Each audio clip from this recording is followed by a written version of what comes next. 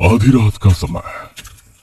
कब्रिस्तान के उस सन्नाटे को चीरते हुए विवेक आगे बढ़ता जा रहा है। उसके हाथ में मोबाइल है जिसका टॉर्च जला हुआ है। उसके दूसरे हाथ में फावड़ा है।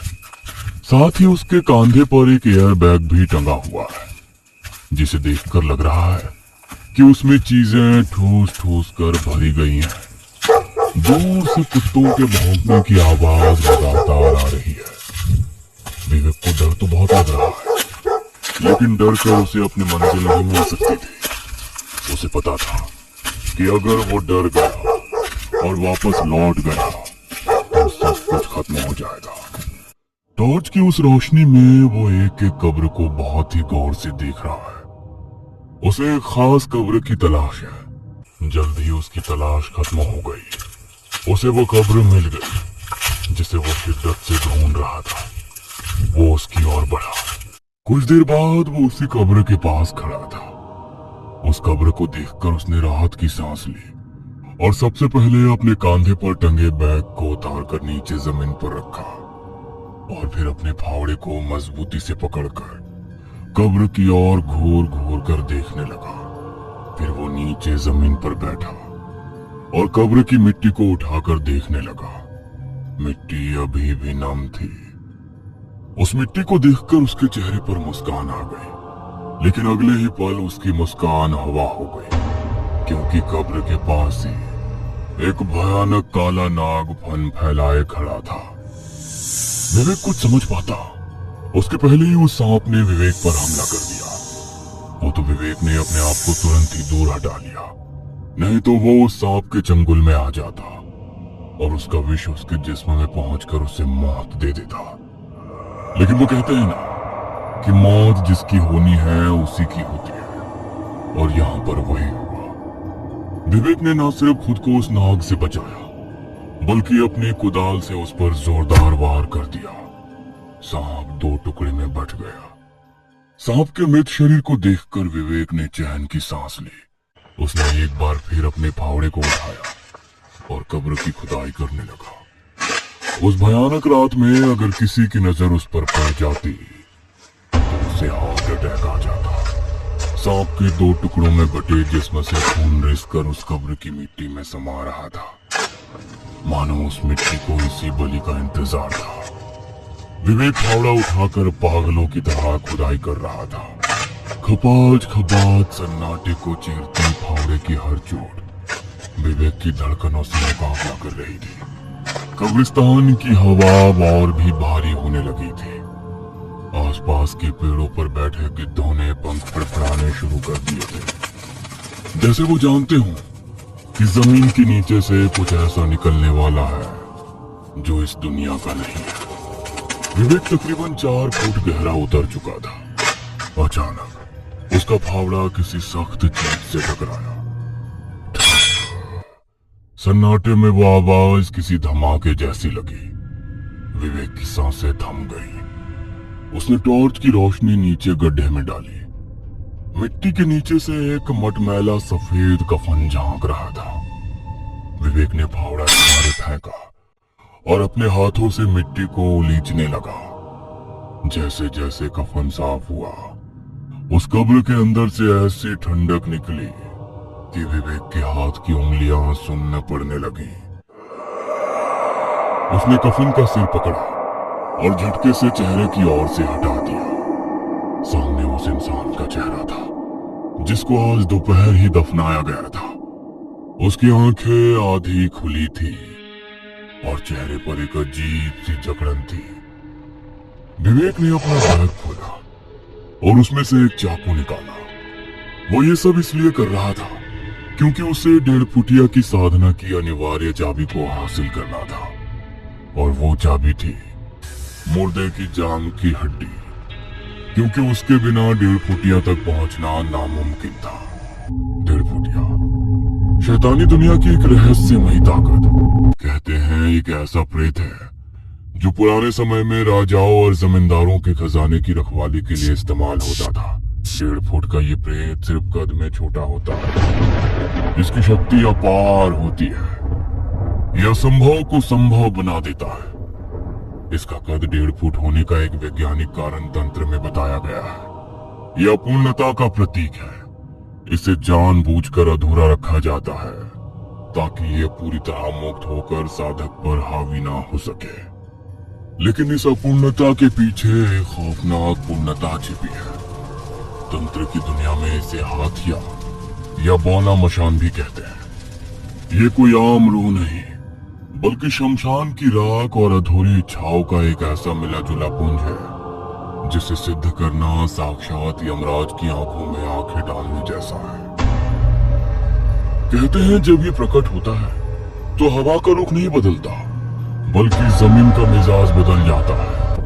मिट्टी अचानक भूरी और गर्म होने लगती है, आसपास के पेड़ों का रस सूखने लगता है, परिंदे आसमान से पत्थर की तरह गिरने लगते हैं।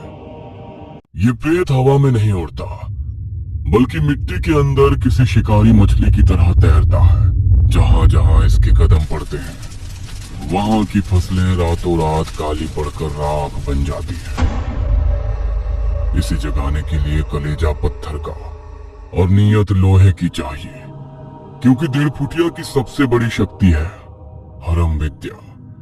यह संभव को संभव बना देता है। अगर साधक इशारा कर दे तो ये मीलों दूर किसी बंद तिजोरी से धन खींचकर आपके कदमों में बिछा सकता है। लोग इसे नोटों की बारिश के लिए पूजते हैं, लेकिन ये नहीं जानते कि वो नोट सूखे नहीं होते, उनमें किसी न किसी के खून की गंध बसी होती है। साधना की शर्त ही यही है, ताजा मुर्दे के जांग की हड्डी। ये महज एक हड्डी नहीं, पाताल की ऊर्जा को खींचने वाला एक एंटीना है, जिसे शमशान की काली मिट्टी में शनिवार की उस आधी रात को गाड़ना होता है, जब चांद भी कफन उड़कर छिप जाता है। लेकिन एक बात और याद रखने वाली है कि 1.5 फुटिया जैसे ही सामने आए उसे बहुत भूख लगी होती है। उसे कच्ची कलेजी और कड़वी शराब तो चाहिए ही। यही नहीं, 1.5 फुटिया को सिद्ध करने की प्रक्रिया में अगर साधक की पलक झपकी या दिल में डर का कतरा भी उभरा तो वो हड्डी फिर आपकी नहीं रहेगी। वो आपकी जान खींचकर खुद को पूरा करने की कोशिश करेगा। जैसे ही विवेक ने चाकू की नोक लाश के ठंडे मांस पर रखी, पूरे कब्रिस्तान में एक ऐसी चीख गूंजी जो इंसानी नहीं थी। विवेक के हाथ कांपे, लेकिन उसने खुद को संभाला। उसने एक गहरा चीरा लगाया और कड़कड़ाती हुई आवाज के साथ उस हड्डी को मांस से अलग कर दिया जो उस मुर्दे के जांग में थी। अभी उसने उस हड्डी को हाथ में लिया ही था कि अचानक जमीन के अंदर से एक अजीब सी फुफकार सुनाई दी। कब्र के अंदर जहां मुर्दे का पैर था, वहां की मिट्टी अचानक खौलने लगी, जैसे नीचे लावा उबल रहा। देखते ही देखते वहां से काला, गाढ़ा और बदबूदार धुआं फवारे की तरह फूट पड़ा। असल में वो धुआं नहीं था, बल्कि एक साया था जो धीरे धीरे ठोस होने लगा था। विवेक झटके से गड्ढे से बाहर कूदा और पीछे गिर गया। टॉर्च की रोशनी धुएं के उस गुब्बार पर पड़ी और विवेक की चीख गले में ही फंस गई। कुछ ही सेकंड के बाद गड्ढे के मुहाने पर वो खड़ा था। 1.5 फुटिया, कोयले जैसा काला रंग, शरीर से 2 गुना बड़ा सर और आंखों की जगह दहकते सुर्ख गड्ढे। उसकी झुर्रियों वाली खाल से काली राख झड़ रही थी। उसने अपने लंबे नुकीले नाखूनों वाला हाथ विवेक की ओर फैलाया। उसकी आवाज ऐसी थी जैसे हजारों सूखे पत्ते एक साथ कुचले जा रहे हो। हड्डी ले ली तो अब भोग दे, मैं बहुत भूखा हूं, जल्दी से मेरा भोग दे दे, दे दे, नहीं तो मैं पूरा हो जाऊंगा, मार दूंगा तुम्हें। विवेक का शरीर पसीने से तरबतर था, फिर भी उसे ठंड लग रही थी। उसने कांपते हाथों से अपने बैग में हाथ डाला। अब वक्त था उस कच्ची कलेजी और शराब निकालने का, जिसके बिना 1.5 फुटिया का ये साया उसे जिंदा वापस नहीं जाने देता। विवेक के हाथ थरथरा रहे थे।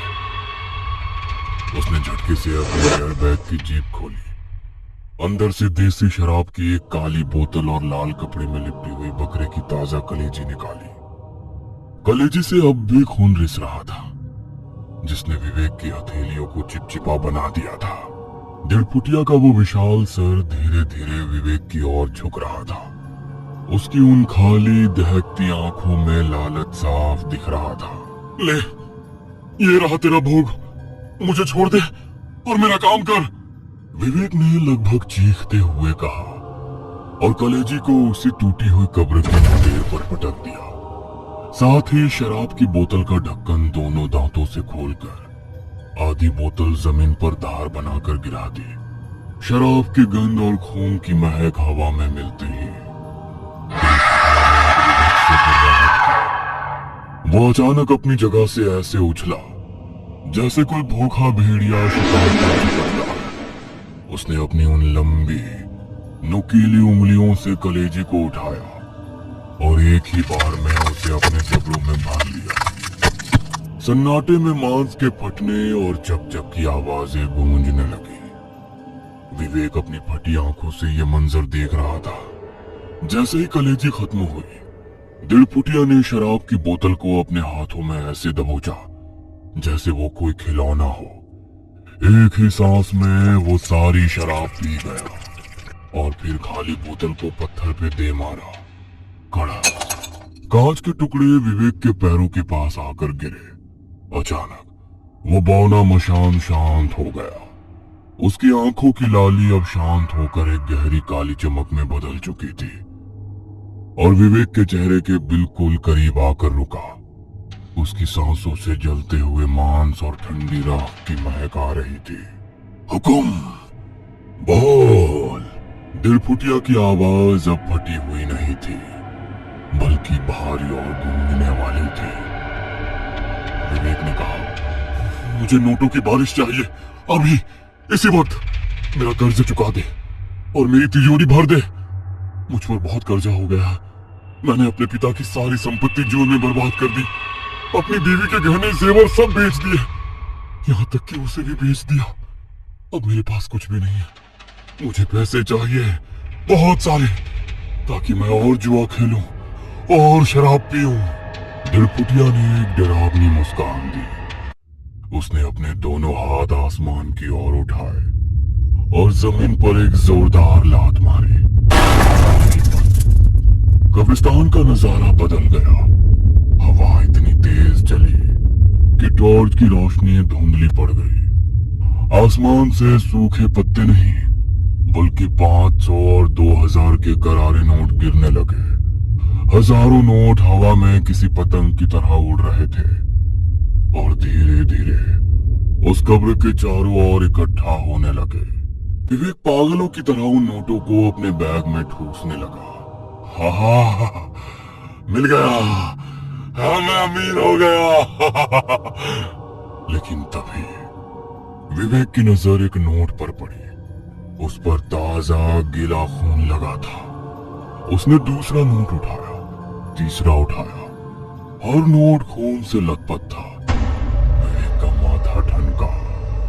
उसने ऊपर देखा तो उसकी रूह कांप गई। ऊपर आसमान से नोट नहीं गिर रहे थे, बल्कि वो नोट उस ताजा लाश के कफन के टुकड़े थे जो हवा में नोटों का भ्रम पैदा कर रहे थे। विवेक जिसे दौलत समझकर बैग में भर रहा था, वो धीरे धीरे गलकर इंसानी खाल और सड़ी हुई मिट्टी में तब्दील होने लगा। विवेक उन नोटों को बैग में ठूस रहा था, लेकिन जैसे ही उसे एहसास हुआ कि वो नोट लाश के कफन के टुकड़े बन रहे हैं, वो सन्न रह गया। पर तभी 1.5 फुटिया की आवाज उसके कानों में गूंजी, किसी फटे हुए ढोल जैसी। भ्रम से बाहर आ विवेक, जो तू देख रहा है वो दुनिया देखेगी, और जो तू महसूस कर रहा है वो सच है। हरम विद्या का फल मीठा नहीं होता। विवेक ने गौर से देखा, वो नोट गायब नहीं हुए थे, बल्कि उन पर लगा खून अब धीरे धीरे गायब हो रहा था और वे वापस असली नोटों में बदल रहे थे। 1.5 फुटिया ने विवेक को मारा नहीं, बल्कि उसे एक जिंदा भूत बना दिया था। तू अमीर हो गया विवेक, जा ये बैग ले जा। 1.5 फुटिया की लाल आंखें चमक उठी। पर याद रखना, ये हड्डी अब तेरे शरीर का हिस्सा नहीं, मेरी सत्ता का हिस्सा है। तू जब भी इस पैसे को छुएगा, तुझे उस मुर्दे की सड़ांध आएगी जिसकी ये हड्डी है। तू दुनिया की सबसे महंगी शराब पिएगा तो तुझे खून का स्वाद आएगा। तू मखमल पर सोएगा तो तुझे शमशान की तपती राख चुभेगी। विवेक ने कांपते हाथों से बैग उठाया। वो मरा नहीं था। 1.5 फुटिया ने उसे मारा नहीं था, क्योंकि तंत्र के अनुसार गुलाम अपने मालिक को तब तक नहीं मार सकता जब तक मालिक के हाथ में वो हड्डी है।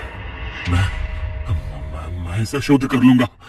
मैं किसी तांत्रिक से मिलकर इसे ठीक कर लूंगा। हाँ। विवेक चिल्लाया और बैग लेकर कब्रिस्तान से बाहर की तरफ भागा।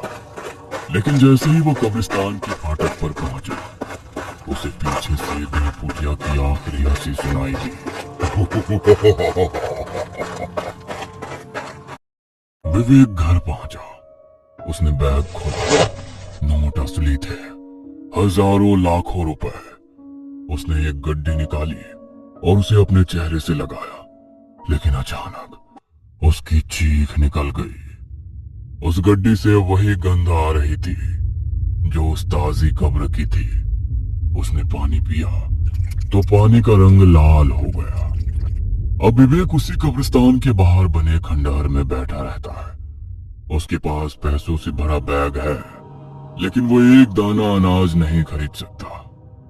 वो हर रात उस हड्डी को चूमता है और 1.5 फुटिया प्रकट होता है, उसे और दौलत देता है। और विवेक उस दौलत के बीच भूखा प्यासा मर रहा है। यही 1.5 फुटिया की सबसे बड़ी सजा है।